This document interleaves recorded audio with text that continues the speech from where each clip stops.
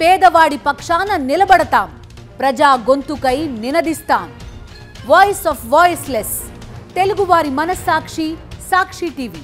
సాక్షి TV ప్రసారాల కోసం మీ స్థానిక cable ఆపరేటర్ని వెంటనే సంప్రదించండి.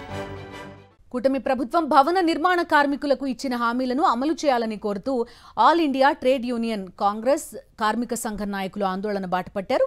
ఏలూరు తహసీల్దార్ కార్యాలయం వద్ద నిరసన చేపట్టి తహసీల్దార్కు వినతి పత్రం అందజేశారు.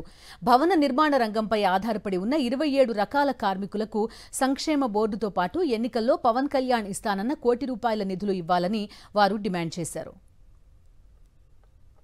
ఉచిత ఇసుక పథకం అమలు కాక భవన నిర్మాణ కార్మికులు ఉపాధి లేక పస్తులుండే పరిస్థితులొచ్చాయని వారు ఆగ్రహం వ్యక్తం చేశారు. మరింత సమాచారం మా ప్రతినిధి రాజు ఏలూరు నుంచి అందిస్తారు. కూటమి ప్రభుత్వం ఎన్నికల్లో ఇచ్చినటువంటి హామీలు కూడా భవన నిర్మాణ కార్మికులు కూడా నెరవేర్చాలంటూ కూడా ఏలూరులో ఉన్నటువంటి ఎంఆర్ఓ కార్యాలయం వద్ద ఆందోళన చేపట్టారు. ఇక్కడ ఉన్నటువంటి వారు వీరితో మాట్లాడించే ప్రయత్నిద్దాం. సార్ చెప్పండి, ప్రధానంగా మీ డిమాండ్స్ ఏంటి? అసలు కూటమి ప్రభుత్వం వచ్చిన తర్వాత భవన నిర్మాణ కార్మికులు కానీ రంగం పరిస్థితి ఎలా ఉంది? రాష్ట్రంలో దాదాపు 25 లక్షల పైగా సుమారు భవన నిర్మాణ కార్మికులు పనిచేస్తూ ఉన్నారు.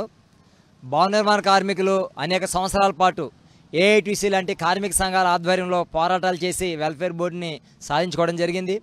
ఆ వెల్ఫేర్ బోర్డు భవన నిర్మాణాల దగ్గర యజమానుల దగ్గర ఒక శాతం సెస్ను వసూలు చేసి ఆ ఫండ్ అంతా నిల్వ చేసి భవన నిర్మాణ కార్మికుల సంక్షేమాన్ని ఖర్చు చేయడం జరుగుద్ది.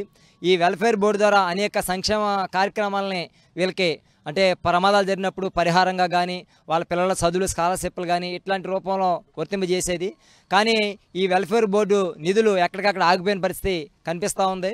ఎన్నికల ముందు కూటమి ప్రభుత్వం మేము అధికారంలోకి వస్తే బిల్డింగ్ వెల్ఫేర్ బోర్డుని తిరిగి పునరుద్ధరిస్తామని, అట్లే విధంగా గతంలో అమలైన సంక్షేమ కార్యక్రమాలకు ఇంకా అదనంగా పెంచి సంక్షేమ కార్యక్రమాలను అమలు చేస్తామనేసి హామీ ఇవ్వడం జరిగింది.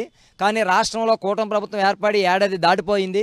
కానీ ఇప్పటి వరకు వెల్ఫేర్ బోర్డు మీద ఎటువంటి కథలకు కూడా ఉన్నట్టు పరిస్థితి కనపట్లేదు. క్షేత్రస్థాయిలో కూడా ఎన్నికల్లో ఏదైతే కూటమి ప్రభుత్వం ఇచ్చినటువంటి హామీలు కూడా నిలుపుకోవాలని చెప్పి కూడా మరోవైపు భవన నిర్మాణానికి సంబంధించి కూడా సంక్షేమ బోర్డు ఏదైతుందో పునరుద్ధరిస్తారని చెప్పారు. మరోవైపు ఈ సంక్షేమ బోర్డు కూడా పవన్ కళ్యాణ్ ఎన్నికల్లో ఏదైతే తాము ₹1 కోటి నిధులు కూడా ఇస్తామని చెప్పారు. అలాంటి 13 నెలలు గడుస్తున్నా కానీ ఆ నిధులు లేవు. మరోవైపు సంక్షేమ బోర్డు కూడా లేదని చెప్పి వీరు కూడా ఆగ్రహం వ్యక్తం చేస్తున్నారు. సుమారు 87 రంగాలకు చెందినటువంటి కార్మికులు కూడా పూర్తి స్థాయిలో కూడా పస్తులుండే పరిస్థితి వచ్చింది.